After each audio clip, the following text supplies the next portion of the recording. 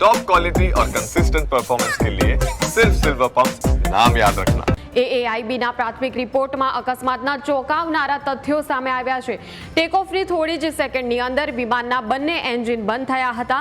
માત્ર 32 સેકન્ડ હવામાં રહીને પ્લેન ક્રેશ થઈ ગયું હતું। ટેકઓફની થોડી જ સેકન્ડમાં ફ્યુઅલ સ્વિચ બંધ થઈ હતી। એન્જિનમાં ફ્યુઅલ જવાનું બંધ થતાં બંને એન્જિન બંધ પડી ગયા હતા। 15 પેજના આ રિપોર્ટમાં પાયલટની ચોંકાવનારી વાતચીત પણ રેકોર્ડ થઈ। એક પાયલટે બીજા પાયલટને એવું પૂછ્યું કે તે કેમ એન્જિન બંધ કર્યું। અન્ય પાયલોટે તેને જવાબમાં કહ્યું કે તેમણે એ એન્જિન બંધ નહોતું કર્યું। અને આ જે વાતચીત છે એ ટેકનિકલ ખામીને દર્શાવે છે।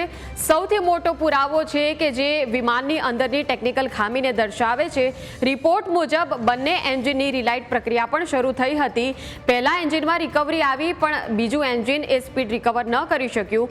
આ દરમિયાન એપીયુ પણ ઓટો સ્ટાર્ટ મોડમાં સક્રિય થયું હતું, પરંતુ વિમાન સ્થિર કરવામાં સફળતા ન મળી। એન્જિન બંધ પડી જતા વિમાનની મેઇન પાવર સપ્લાય પણ પ્રભાવિત થઈ હતી અને આ જ કારણે વિમાનનું આરએટી પણ બહાર આવ્યું હતું। તો મેડે કોલનો એટીસી તરફથી જવાબ મળે તે પહેલા જ આ પ્લેન ક્રેશ થઈ ગયું હતું। એફએએ ફ્યુઅલ સ્વિચમાં ગડબડીના સંકેત આપ્યા હતા અને એઆઈએ ફ્યુઅલ સ્વિચ ઓફની તપાસ ન કરાવી તેવું રિપોર્ટમાં સામે આવ્યું છે। 12 જૂનના રોજ AI-171 પ્લેન ક્રેશ દુર્ઘટનામાં પૂર્વ મુખ્યમંત્રી વિજય રૂપાણી સહિત 260 લોકોએ જીવ ગુમાવ્યા હતા। આ સમગ્ર ઘટનાની તપાસ જે છે એ એઆઈબીને સોંપવામાં આવી હતી અને બરાબર દુર્ઘટનાના 1 મહિના બાદ હવે આજે રિપોર્ટ આવ્યો છે અને આ રિપોર્ટની અંદર ચોંકાવનારા ઘટસ્ફોટ થયા છે।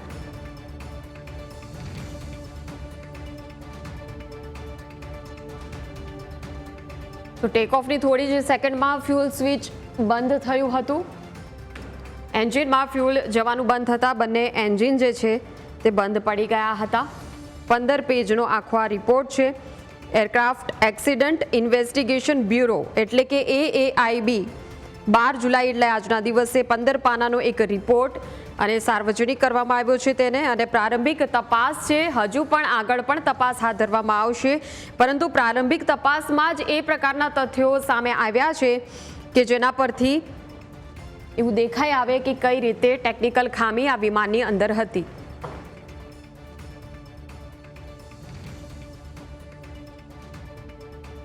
તો બરાબર 1 મહિના પછીની આ તસવીરો છે। પ્લેન ક્રેશ થવાનું કારણ એ બંને એન્જિનનું બંધ થવું હતું। ટેકઓફની થોડી જ સેકન્ડની અંદર વિમાનના બંને એન્જિન બંધ થઈ ગયા હતા। મેડે કોલ આપવામાં આવ્યો હતો, પરંતુ એટીસી તેને રિસ્પોન્સ આપે એની પહેલાં જ પ્લેન ક્રેશ થઈ ગયું હતું અને બંને પાયલટ વચ્ચે વાતચીત પણ થઈ હતી। ઓકે, આ બીજે મેડિકલ કોલેજના અમે આપને દ્રશ્યો બતાવી રહ્યા છીએ કે કઈ રીતે જે હાલત થઈ છે આખી આ ઇમારતની।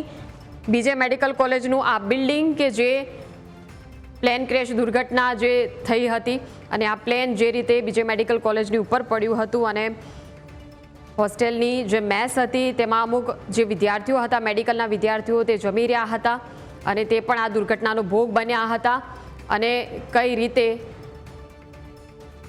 અત્યારે હાલત આ બિલ્ડિંગની જોવા મળી રહી છે।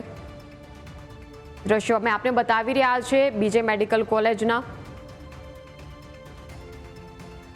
અમદાવાદ પ્લેન ક્રેશ દુર્ઘટનાને લઈને બરાબર 1 મહિના બાદ હવે રિપોર્ટ સામે આવ્યો છે। પ્રાથમિક રિપોર્ટ છે, અકસ્માતના તથ્યો જે સામે આવ્યા છે। હવે આ જે રિપોર્ટમાં વિગતો સામે આવી છે એના પછી આગળ પણ તપાસ હાથ ધરવામાં આવશે। જે કારણો પ્રાથમિક તબક્કામાં સામે આવ્યા છે એ કારણો અંગે હજુ પણ ઝીણવટભરી તપાસ હાથ ધરવામાં આવશે।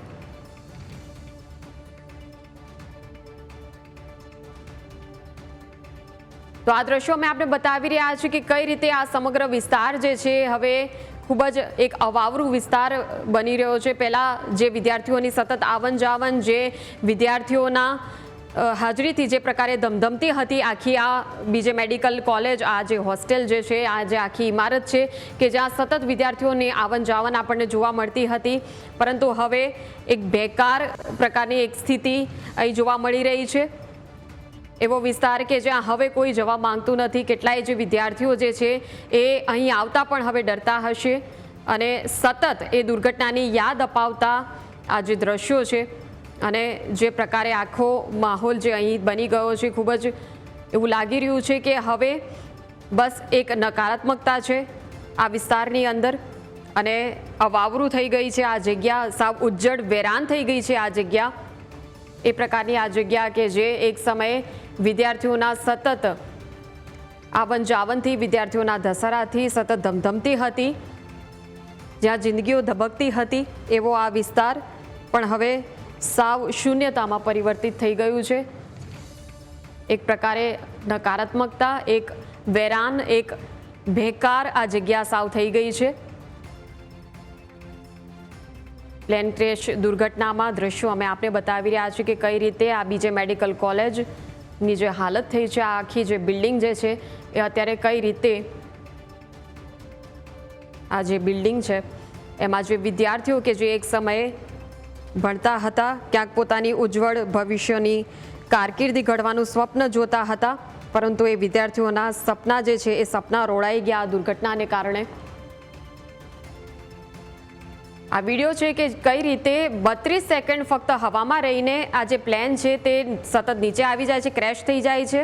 અને આ એ જ વાયરલ થયેલો વિડીયો છે પ્લેનનો કે જેમાં ચોક્કસ એવું દેખાઈ આવે છે કે એન્જિન બંધ થતાં જે વિમાન જે છે એ તરત જ ક્રેશ થઈ ગયું હતું.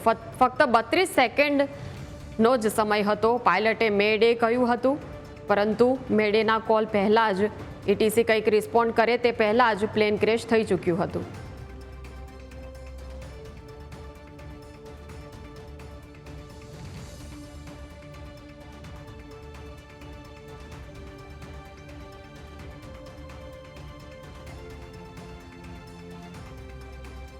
તો એએઆઈબીનો પ્રાથમિક રિપોર્ટ અને જે ચોંકાવનારા તથ્યો સામે આવ્યા છે, ગ્રાફિક્સના માધ્યમથી સમજવાનો પ્રયાસ કરીએ કે આખરે શું જણાવવામાં આવ્યું. 15 પેજનો રિપોર્ટ હતો કે પાયલટની ચોંકાવનારી વાતચીત, બે પાયલટ વચ્ચે એક ક્ષણોમાં શું વાતચીત થઈ હતી, એ તમામ જે વાતચીત છે એનો રિપોર્ટમાં ઉલ્લેખ છે. એએઆઈબીના પ્રાથમિક રિપોર્ટમાં અકસ્માતના તમામ જે કારણો છે તે સામે આવ્યા છે. ખૂબ જ ઝીણવટભરી તપાસ કરવામાં આવી છે અને અનેક જે કારણો જે સામેલ હોઈ શકે એ તમામ બાબતોનો આ રિપોર્ટમાં સમાવેશ કરવામાં આવ્યો છે. એક પાયલટે બીજા પાયલટને પૂછ્યું હતું કે તે કેમ એન્જિન બંધ કર્યું. એટલે એ ક્ષણોમાં જ્યારે એન્જિનમાં ખામી હોવાનું જ્યારે ખાતરી થઈ, એક પાયલટે તરત જ બીજા પાયલટે એવું પૂછ્યું હતું કે એન્જિન શા માટે બંધ કર્યું.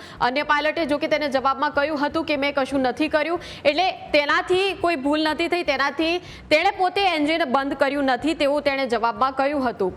અને ટેકઓફની થોડી જ સેકન્ડની અંદર વિમાનના જે બંને એન્જિન છે તે બંધ થઈ ગયા હતા. ટેકઓફની થોડી જ સેકન્ડો એટલે કે ફક્ત 32 સેકન્ડનો સમય હતો અને 32 સેકન્ડમાં હવામાં રહ્યું પ્લેન થોડી વાર અને ત્યારબાદ તરત નીચે આવી જાય છે અને ત્યારબાદ ક્રેશ થઈ જાય છે. અને એ જે વિડીયો આપણે સૌએ જોયો હતો દુર્ઘટનાના સમયે, એ જે ક્ષણો હતી એ ક્ષણોમાં શું થયું એ આ રિપોર્ટમાં તેનો ઉલ્લેખ છે. ટેકઓફની થોડી જ સેકન્ડમાં ફ્યુલ સ્વિચ બંધ થયા હતા અને ફ્યુલ સ્વિચ બંધ થવાને પગલે જે એન્જિન છે, બંને એન્જિન જે છે એ બંધ પડી ગયા અને ત્યારબાદ એન્જિને ફ્યુલ ન મળતા એન્જિનમાં ફ્યુલ જવાનું બંધ થતાં બંને એન્જિન બંધ પડી ગયા હતા અને ત્યારબાદ તરત જ પાયલટે સમજી જઈને મેડેનો કોલ આપ્યો હતો. પ્લેન ક્રેશને લઈને એએઆઈબીનો આ પ્રાથમિક રિપોર્ટ છે. ઇંધણ કટ ઓફ સ્વિચ એક પછી એક રનથી કટ ઓફમાં બદલાયા. એટલે ઇંધણનું જે કટ ઓફ સ્વિચ હોય એ કટ ઓફ સ્વિચ જે છે એ બદલાતા એન્જિને ઇંધણ મળતું બંધ થઈ ગયું હતું અને તેના કારણે બંને એન્જિન જે છે તે એક સાથે બંધ પડી ગયા હતા. ગ્રાફિક્સના માધ્યમથી આપણે સમજાવી રહ્યા છીએ કે કઈ રીતે સમગ્ર દુર્ઘટના એ સર્જાઈ.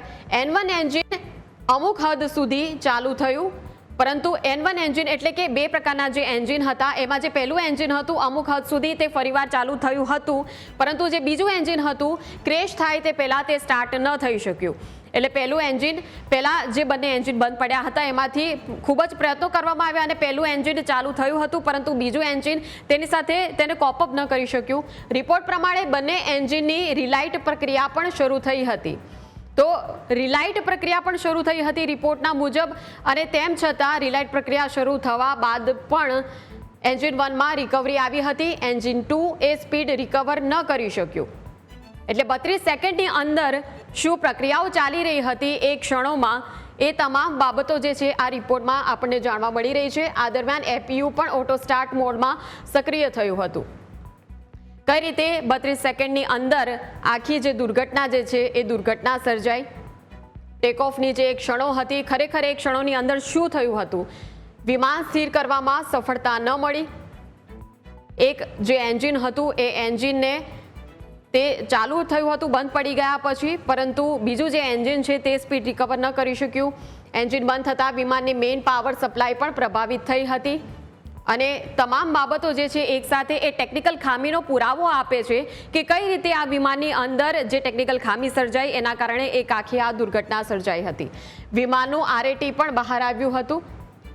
આ બધી ટેકનિકલ બાબતો છે અને ટેકનિકલ ખામીના કારણે કઈ રીતે નુકસાન એક થાય છે તે સમજવાનો અહીંયા પ્રયાસ કરીએ. 32 સેકન્ડની અંદર આખરે શું થયું હતું. બપોરે 1:38 વિમાને સ્પીડ મેળવી હતી. તો આ ગ્રાફિક્સના માધ્યમથી આપને સમજાવવાનો પ્રયાસ કરી રહ્યા છે તબક્કાવાર ક્ષણોમાં શું થયું હતું. આ સમયે વિમાનની મહત્તમ સ્પીડ એ 180 નોટ્સ હતી. 32 સેકન્ડની અંદર 1:38 શું થયું. 10 સેકન્ડ બાદ 1:38 અને 56 સેકન્ડ પર 1:38 પર ફ્યુલ સ્વિચ એ બંધ થઈ ગઈ. ત્યારબાદ એન્જિન 1 અને engine 2 fuel cut off switch બંધ થઈ. તો જ્યારે વિમાનનું ટેક ઓફ જે છે એ ટેક ઓફ જ્યારે કરી રહ્યા હતા એ વખતે 32 સેકન્ડની અંદર શું થયું એ અમે આપને બતાવી રહ્યા છે. રન મોડથી કટ ઓફ પોઝિશનમાં ગઈ હતી. 1:38 અને 56 સેકન્ડ શું થયું હતું એ ક્ષણોમાં 1 સેકન્ડનું જ અંતર હતું આ થવામાં. 32 સેકન્ડની અંદર શું થયું એ અમે ગ્રાફિક્સ દ્વારા આપને બતાવી રહ્યા છીએ કે કઈ રીતે આ સમગ્ર જે ઘટના હતી એ બની હતી અને બંને વચ્ચે વાતચીત થાય છે, બંને પાયલોટ વચ્ચે વાતચીત થાય છે. પાયલટે પૂછ્યું કે આ કટ ઓફ કેમ કર્યું અને જે પાયલટ છે તેને જવાબમાં એવું કહે છે કે મેં એવું નથી કર્યું. એટલે બીજા પાયલટ દ્વારા કોઈ જ એ સમયે પ્રવૃત્તિ ન થઈ હતી, પરંતુ એ જે ફ્યુલ સ્વિચ છે તેમાં કોઈ ટેકનિકલ ખામી હોવાના કારણે આ સમગ્ર ઘટના બની હતી. તો ફ્યુલ સ્વિચ બંધ થયાના લગભગ 9 સેકન્ડ બાદ ફ્યુલ સ્વિચ જે બંધ થઈ હતી એ બંધ થયાના લગભગ 9 સેકન્ડ બાદ 1:39 અને 5 સેકન્ડ ઉપર પાયલટે મેડેનો સંદેશ મોકલ્યો હતો. તો હવે પાયલટને ખાતરી આવી ગઈ હતી કે હવે મેડેનો સંદેશ મોકલવાનો સમય આવી ગયો છે અને એટલા માટે તેણે ATCને મેડે કોલ મોકલ્યો, પરંતુ ATC તરફથી કોઈ જવાબ ન મળ્યો. ATC રિસ્પોન્સ આપે તેની પહેલાં જ પ્લેન જે છે એ ક્રેશ થઈ ગયું હતું. એટલે આ ગ્રાફિક્સના માધ્યમથી તપાસ જે છે, તપાસનો રિપોર્ટ જે છે, આખો રિપોર્ટ આપણે સમજાવવાનો પ્રયાસ કરી રહ્યા છે. અત્યાર સુધી શું થયું છે, ડ્રોન ફોટોગ્રાફી, વિડીયોગ્રાફી સહિત કાટમાળના સ્થળે તમામ જે કામગીરી છે તે પૂર્ણ થઈ ગઈ છે. એટલે પ્લેન ક્રેશમાં જે પ્રકારે કામગીરી જે હતી, રેસ્ક્યુની ઓપરેશનની, કાટમાળની ઓપરેશનની, બચાવ કામગીરી, તપાસ કામગીરી જે તમામ હતી એ સતત ચાલુ હતી અને હવે પૂરી થઈ છે. કાટમાળને સુરક્ષિત જગ્યાએ ખસેડી લેવાયો છે. એટલે આ કાટમાળ પરથી મહત્વના જે પુરાવા છે તે મળી શકે છે. બંને એન્જિનને દુર્ઘટના સ્થળેથી અલગ સુરક્ષિત સ્થળે રખાયા છે, જેથી હવે આગળ જ્યારે તપાસ હાથ ધરવામાં આવશે એમાં આ મહત્વના પુરાવા બની શકે છે.